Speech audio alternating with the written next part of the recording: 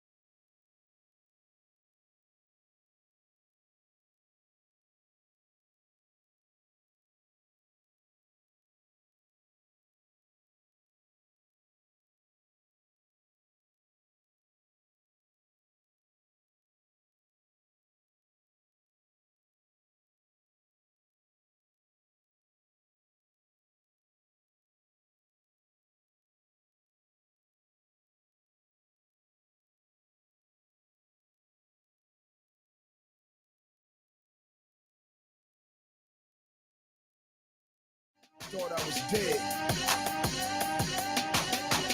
Clippers in San Antonio taking on the Spurs.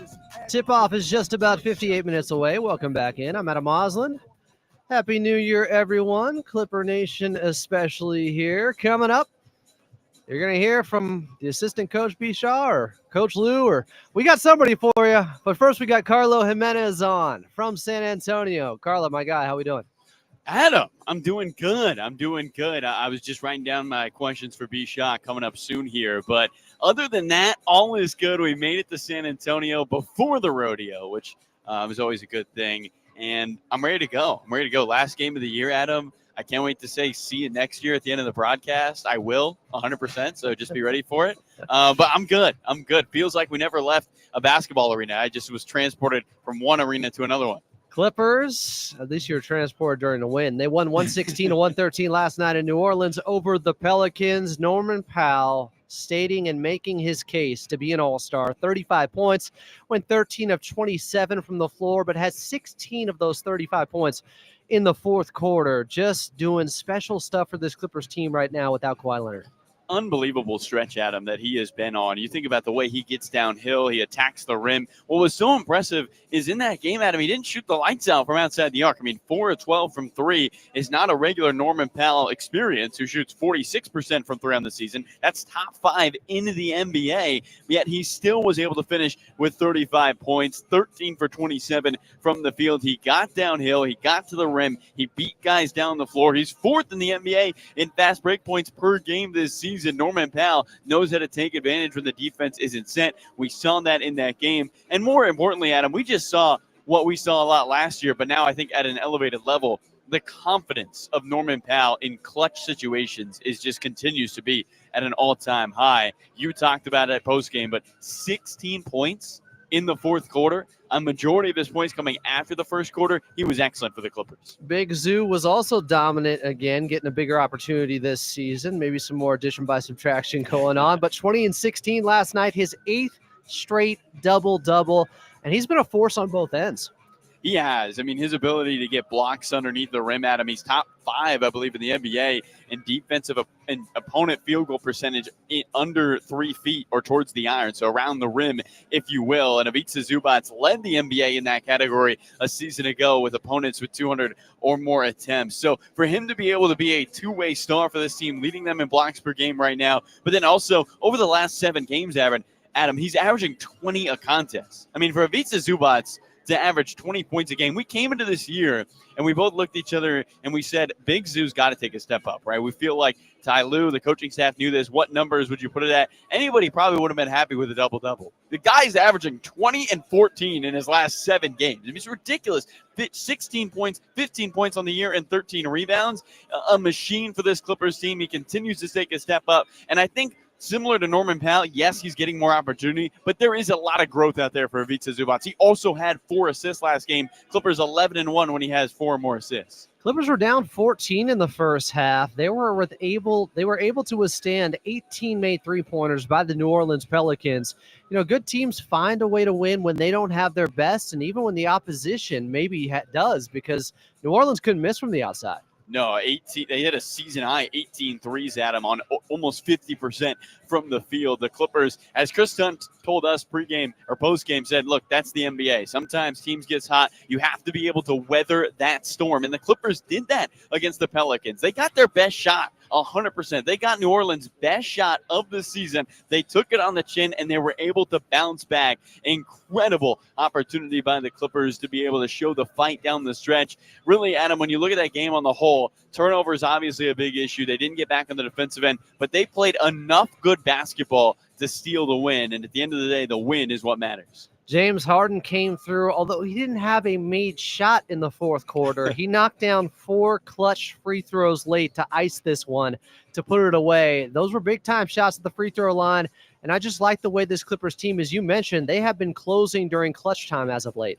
They really have. James Harden, 10 for 12 from the charity stripe in that game. Adam, the Clippers remain undefeated, 11-0 when he shoots 10 or more free throws. For him to be able to get into the painted area, put a lot of pressure on opponents. And you look at the free throw disparity in that game against New Orleans. The Clippers shot 10 more free throws than the New Orleans Pelicans. So for the Clippers to be able to control the foul line is a huge key for them down the stretch. It all starts with James Harden and his ability to get downhill. What impressed me about Harden, Adam, didn't feel like he forced anything in that game. You mentioned him not scoring in the fourth quarter, but Lon Murray put out a tweet, 14 shots attempted, 27 points. It's the highest amount of points on that shot total this season or lower for James Harden. Maybe one of his most efficient games when you talk about every time he missed a shot, he was heading to the free throw line. Carlo Jimenez is on the call. Clippers on the second end of a back-to-back. Tonight they're in San Antonio. Final game of 2024. Tip-off is just about 50 minutes away. And coming up next, Carlo's got his one-on-one conversation with assistant coach Brian Shaw right here on the Los Angeles Clippers Audio Network.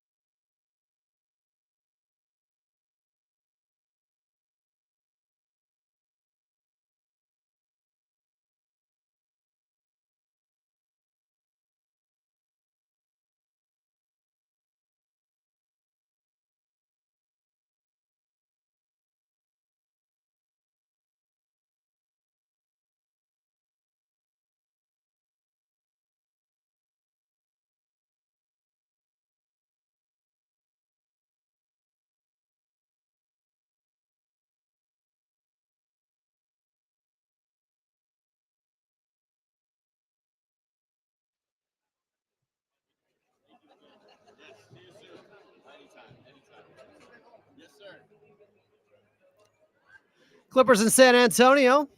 Happy New Year, Clipper Nation. It's New Year's Eve, final game of 2024. Coming up, we'll go back in time in Clippers Rewind. But first, we're going to head back over to your radio voice of the Clippers in Carlo Jimenez. Thank you, Adam. Here with assistant coach Brian Shaw before the Clippers take on the San Antonio Spurs. Coach Norm had 35 last game, but he's top 5 in the NBA in points in transition this season. How's he been able to be so effective in transition?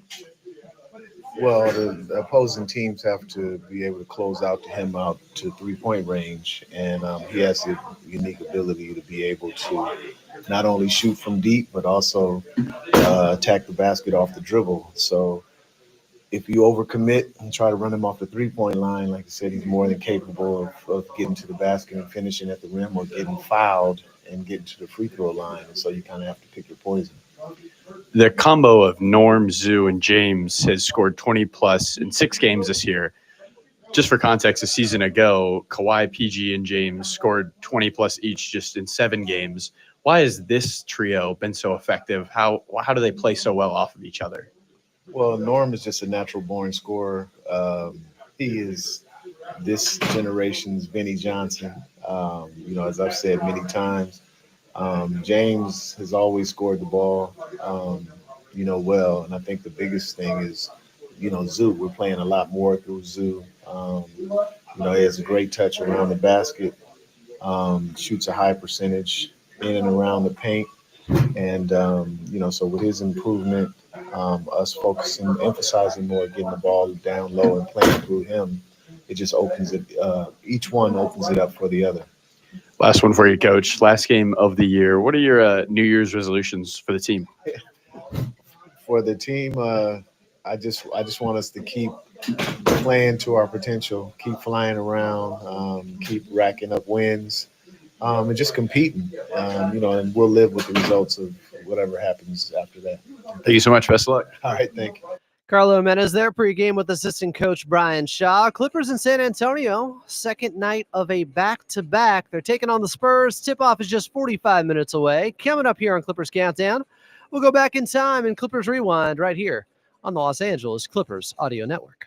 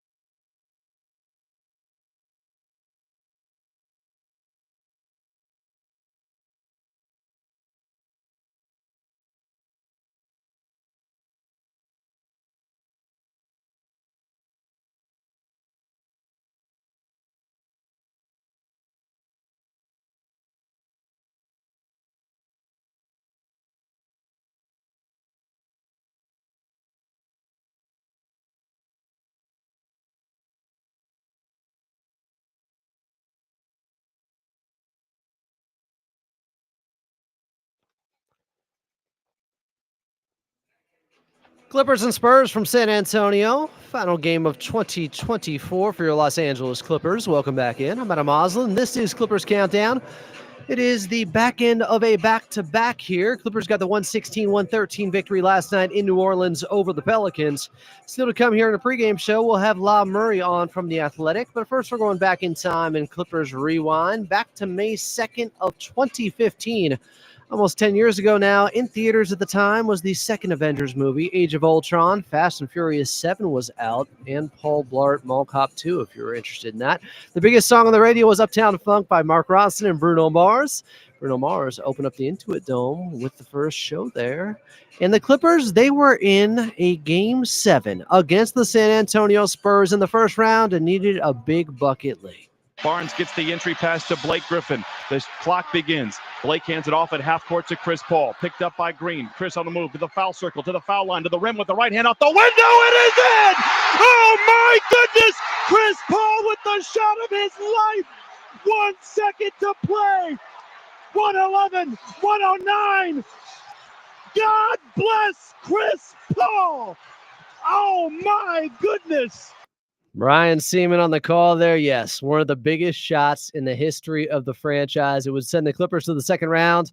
In his 6 years as a Clipper, CP3 averaged 19 and 10 assists. An all-time great Clipper. I know some of you have soured on him since he's been gone. And he's with San Antonio now tonight, throwing lobs to Victor Wembanyama. So we'll just celebrate CP3 here. But then it's all business once the game tips off, of course. Clippers taking on the Spurs. Tip off just about 41 minutes away here on Clippers Countdown. And up next, your player to watch right here on the Los Angeles Clippers Audio Network.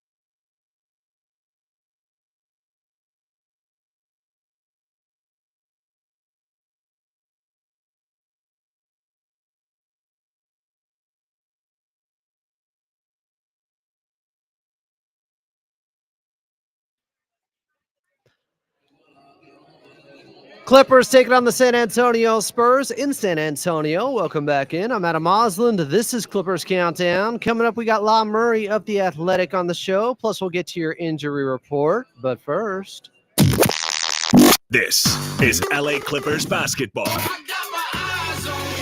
Watching this guy play right now is really something. Players to watch. watching the Beats of Zubats after another double-double last night for Big Zoo. Was making things happen against the New Orleans Pelicans in their 116-113 victory. Had 20 and 16, 9 of 13 from the field, a block. He has been a powerhouse on both ends of the floor all season long for this Clippers team. And if you remember that first game against San Antonio, that was the Clippers' first victory at Intuit Dome. They came back down 26, and Ivica Zubac was huge. He had some big throwdowns, was playing with force against Victor Wembanyama. He got his too, but Big Zoo had 17 and 13. Victor with 24 and 13, and the Clippers the big comeback in a 113-104 victory, their first ever win at Intuit Dome. It came in dramatic #comeback clips fashion.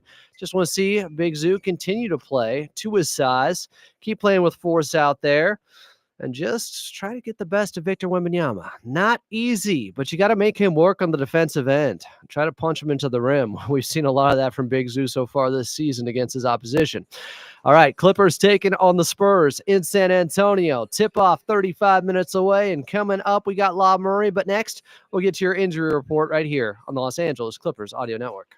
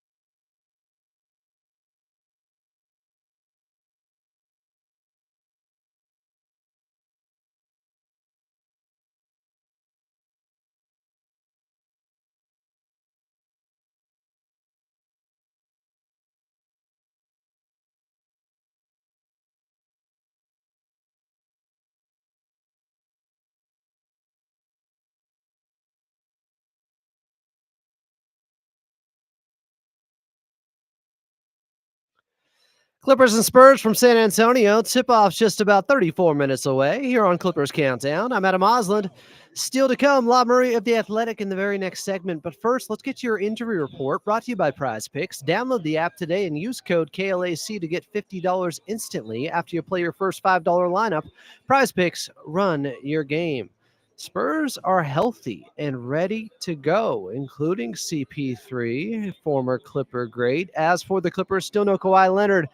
He's back with the San Diego squad, getting some practice runs in, as the Clippers don't have much time to practice in this 3 games in 4 days run they're on, concluding on Thursday when they're in OKC taking on the Thunder. Then they'll be back on Saturday, and according to La Murray of The Athletic, that is the target date before Kawhi Leonard's return to the court with your Los Angeles Clippers. Of course, still no Terrence Mann as well with that broken left middle finger. Speaking of La Murray, he's coming up next from The Athletic. Clippers in San Antonio taking on the Spurs. I'm Adam Osland, and you're listening to Clippers Countdown right here on the Los Angeles Clippers Audio Network.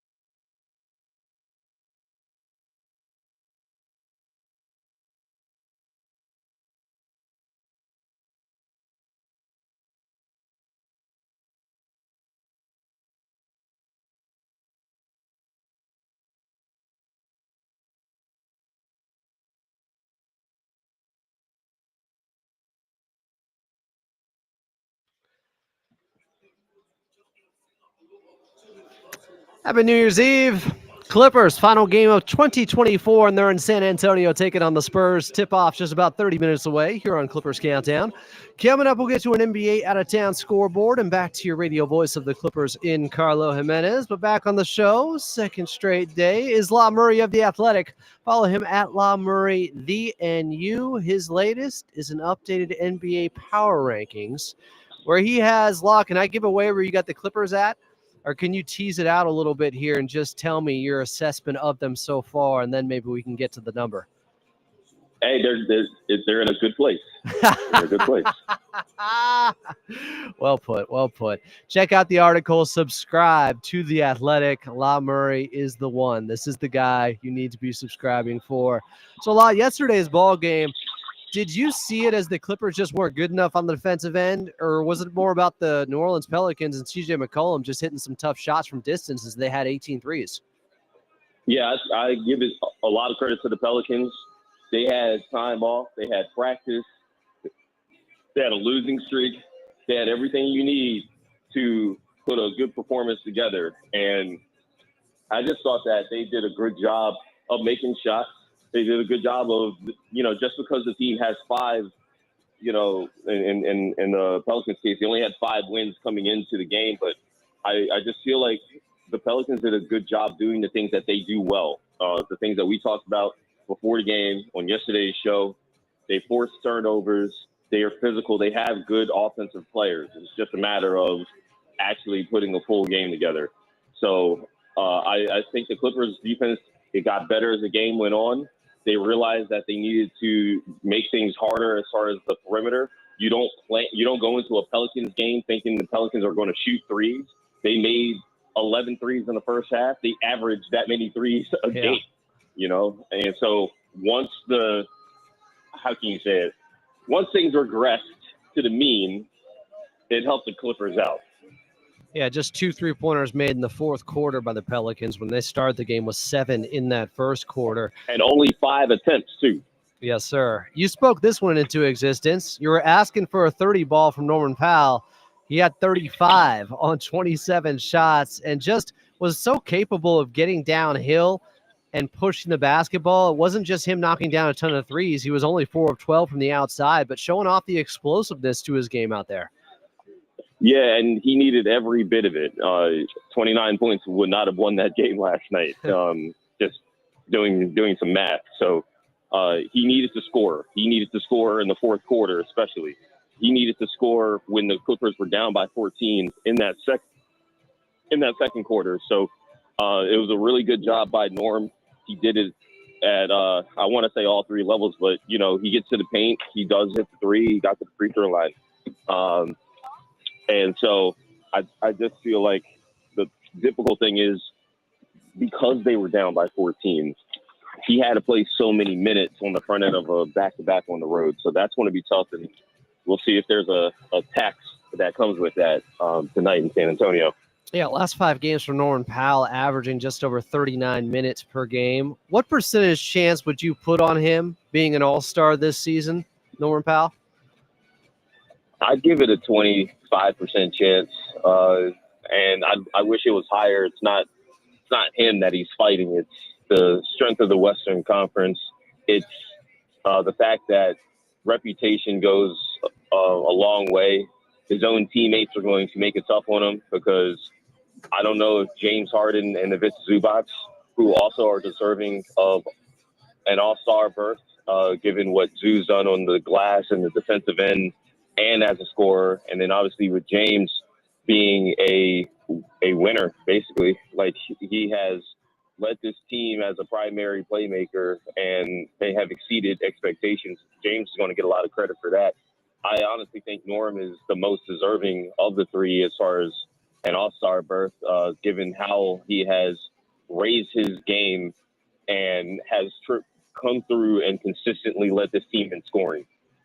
Has maintained efficiency, actually probably has improved efficiency in some regards. Like, Norm wasn't getting 25 points last year. I think he scored more than 25 points once all last year. And, like, everyone knows that Norm is coming and the storm still hits you. So it's going to be hard. It's going to be up to these head coaches to vote him in. It's as simple as that.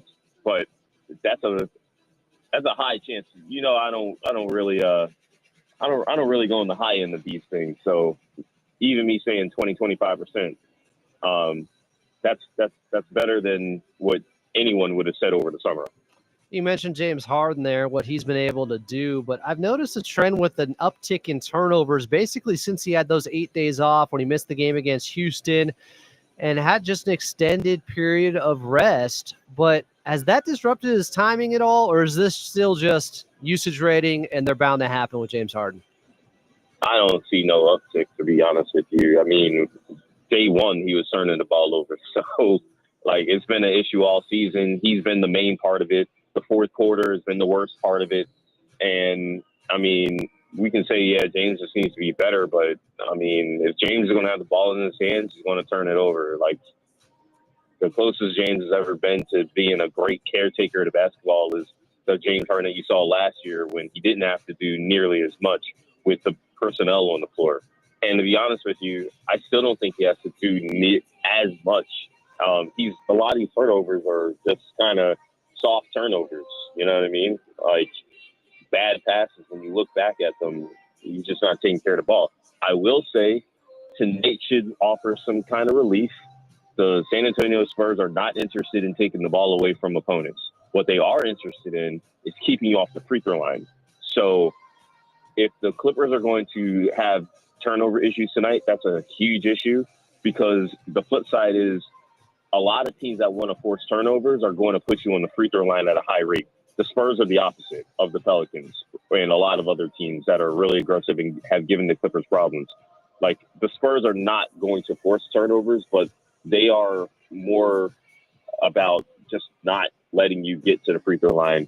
So James Harden, he's got a different challenge. It'll probably be easier for him to take care of the ball, but it's going to be much harder for him to get to the free throw line. So Kevin Porter Jr. played just 16 minutes last night. Have you seen incremental progress with him so far this season? It feels like some of the same issues remain, with just not making always the smart basketball play out there. Is he going to be the guy who's out of the rotation when Kawhi Leonard comes back? I mean, I would expect Kevin to be the 10th guy. I mean, because it's not just Kawhi we're talking about; it's Terrence Mann as well. Like, what happens with Terrence coming back is more interesting to me, because with all of Kevin Porter Jr.'s shortcomings, Tyronn Lue always wants to have a primary ball handler kind of player, a guy who can create for others. And if he believes that he can do that with a bench of, say, Chris Dunn, Terrence Mann, Amir Coffey, Nico Batum, and Mo Bamba, then okay, I'm not sure if you're going to see that 5-man lineup out there. And you also have to consider guy like Kawhi, whenever he gets back, is probably not playing every single game when he gets back, and you got to keep guys engaged somehow. So it's going to be very tricky to see what happens. But just to center it on Kevin, there are things that he does well.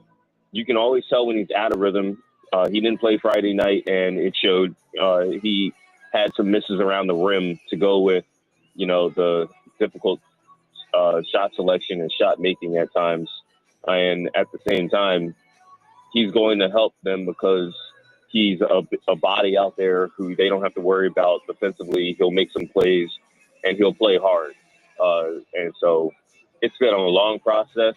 I think it's a lot easier to say he'll be out the rotation when the team is fully healthy, but it's not just Kawhi they're waiting on. It's Terrence Mann as well, and we got to just see just how much T. Lue trusts someone like Chris Dunn, who Chris is doing a lot of ball handling himself. And I think Chris, other than he had one bad pass that led to a Trey Murphy 3, I believe that was Chris's live ball turnover, but I think Chris Dunn is the guy who needs to be the backup point guard if you're going to start Kawhi and you're going to keep playing Terrence.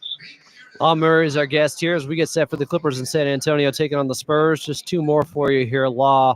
Old heads have been telling me, this is nothing new with Victor Wembanyama. We saw Ralph Sampson. Is that all this is, or is he something else that we've never seen before?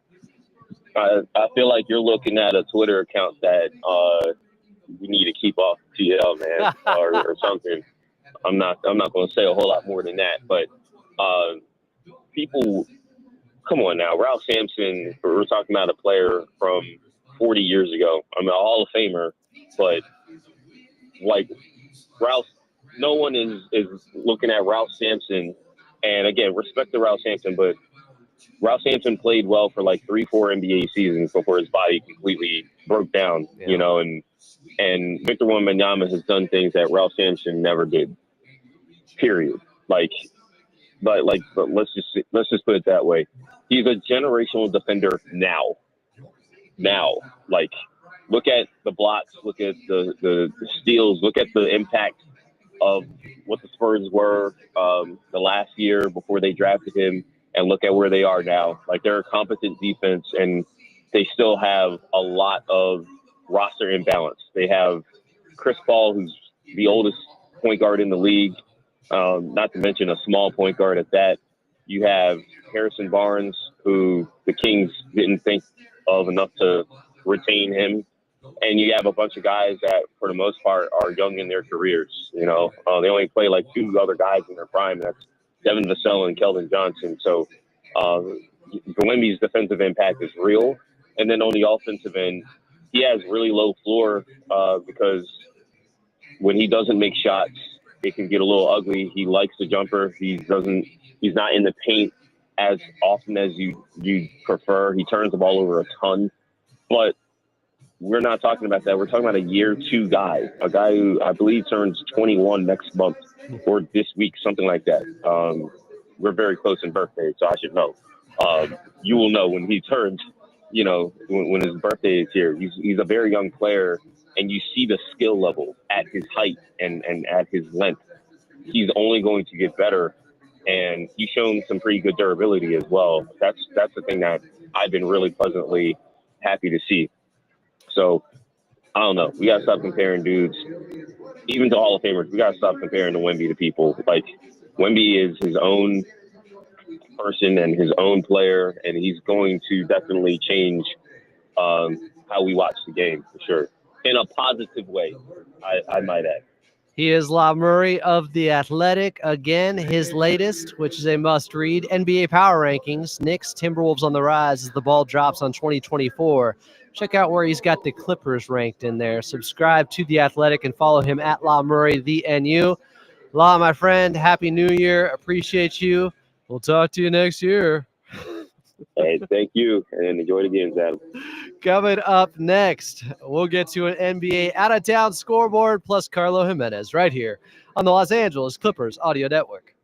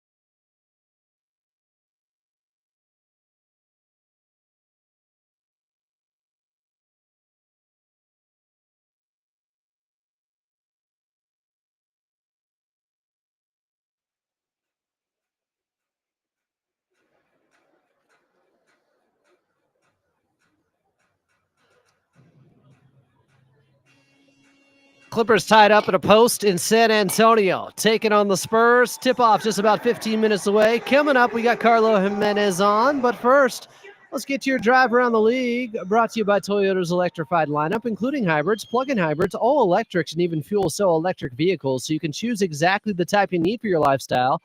We make it easy. A couple of games in the books already in Indianapolis. The Bucks would win over the Indiana Pacers 120-112. Giannis Antetokounmpo with 30 and 12 in the victory. Mathurin with 25 in defeat. And this is a wild score. In Boston, the defending champs put it on the Raptors. They won 125-71. I believe that's 54 points. Peyton Pritchard had 19. Scotty Barnes, 16 in the loss. The Raptors had just 71 points, and the Boston Celtics, well, showing off just how good they can be, winning 125-71 at home. Coming up a little bit later, Suns hosting the Grizzlies, Thunder hosting the Minnesota Timberwolves, but we got the Clippers in San Antonio taking on Victor Wembanyama and the Spurs. Coming up next, back to Carlo Jimenez right here on the Los Angeles Clippers Audio Network.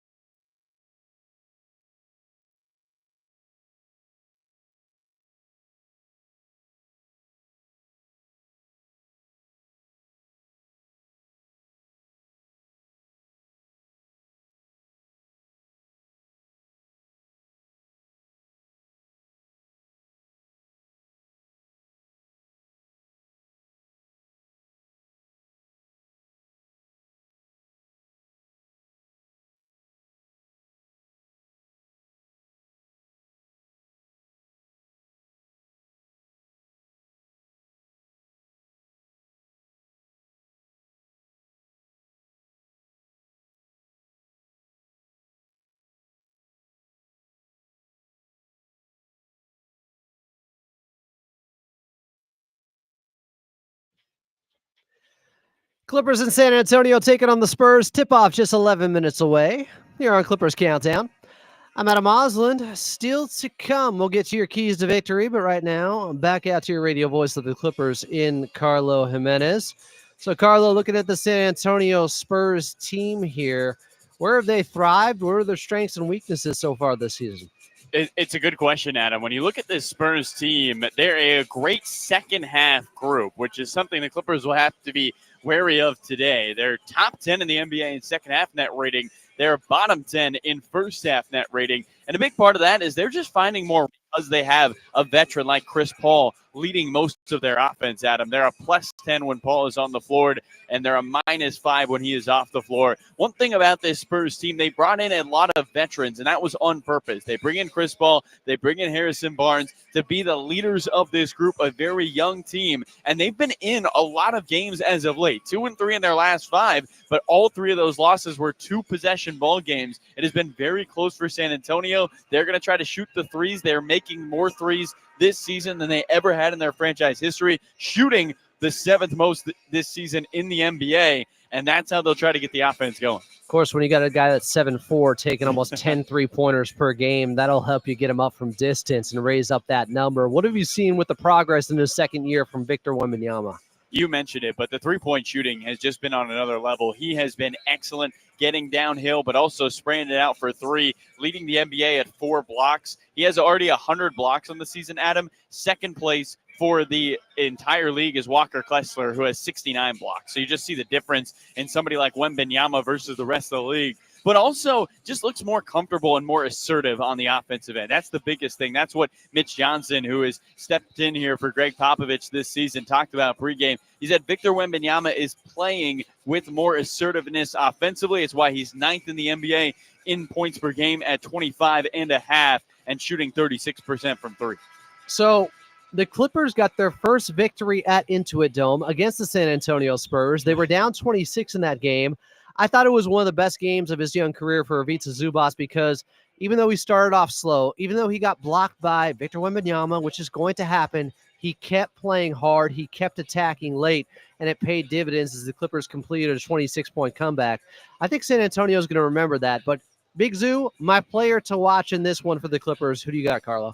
It's a good question, Adam. Big Zoo has to be excellent here today for this Clipper team, especially when you see Wembanyama on the other side. I'd like to see Derrick Jones Jr. knock down a couple big shots today for this Clippers team. He has been excellent defensively this season, Adam. There's no doubt about it. But when Derrick scores 13 or more, the Clippers are 8-2 on this season. He had 11 last game against New Orleans, is sitting around 11 per game in his last 3 ball games. Can he get to that 15 mid-teens area for this Clipper team and put them over the hump? When Derrick Jones Jr. is hitting threes, which he does at a high clip on the road, 45% this season in 3-pointers on the road, the Clippers find a lot of success. Also think he's going to have a lot of tough matchups today. You look at the other side and this San Antonio team, and Harrison Barnes maybe having one of the best seasons of his NBA career so far, really a rebirth after his time in Sacramento, and then Devin Vassell, Jeremy Sohan, and Stephen Castle off the bench. Just excellent guards that Derrick's going to have to deal with. Harrison Barnes probably should get a shot at the end of that last game for the San Antonio Spurs, but I digress. Nico Batum could also be a key factor in this ball game because of his versatility on the defensive end. Coming off a great connectivity type of game from Nico, plus a big 3-pointer. The only shot he took, he knocked it down yesterday against the Pelicans. He also had a spectacular defensive play after a KPJ turnover to start the 4th quarter where he got back in transition to stop the Pels from getting an easy one. Just winning basketball plays always with Nico. The ultimate connector, as Ty Lue said post-game, Adam. He's got multiple assists in the last 5 games. He's really picked it up in that area. I'm glad you brought him up because Nico Batum is playing much better basketball when you talk about him being that connector for this Clipper team. And how about the 36-year-old taking an elbow to the face, and the only thing that can make him come off the floor is that he's bleeding from his eye late in that ball game. Big-time effort plays, Adam. It feels like when the Clippers need a rebound, when they need a pass, when they need a bucket, as you call him, St. Nick comes to the rescue for the Clippers. And Nico Batum, once again, with a big-time performance down the stretch for this Clipper team. What an impressive player he is, Adam. And really, somebody the Clippers clearly missed a lot last season. I mean, Nico Batum does the little things that the Clippers need, and his favorite part of playing the game is sacrificing so others can succeed, and we're seeing the Clippers succeed on the whole because of that sacrifice. Somebody else in the front court who I felt like had a bounce-back game yesterday after struggling over the past couple of weeks overall, but Mo Bamba. He had a really nice pass to a cutting James Harden out of the high post. Harden would miss the layup in the first half, but great vision from him. Then he had a block and a putback on the other end against Brandon Boston. I like the activity we saw from Big Mo yesterday. Agreed. 2 offensive rebounds for him in that game, Adam. He only played 7 minutes, but through the first half, he was the only Clipper positive in the plus-minus. I mean, he impacted the basketball game in a great way. He's starting to find a rhythm offensively. A guy who missed the first 13 games, only played 17 games this year. I mean, for the Clippers, really not that many minutes, not that much action for Mo Bamba at the backup center position. Would like to see him continue to attack the rim on the offensive end. Feel like Ty Lue says the same thing when he talks about Bamba and KPJ. Get downhill, get to the paint, get to the rim. Can we see Mo Bamba not only step out and shoot the three, but also put the pressure inside? San Antonio does not guard the paint all that well. Despite what you might think when you have somebody like Victor Wembanyama, they give up a lot of paint points per game. It's up above 50 points a night. Can the Clippers attack this black painted area here at the Frostbank Center? Carlo Jimenez on the call. Clippers in San Antonio taking on Victor Wembanyama and the Spurs. Tip-off just 5 minutes away. Coming up next, we'll get your keys to victory right here on the Los Angeles Clippers Audio Network.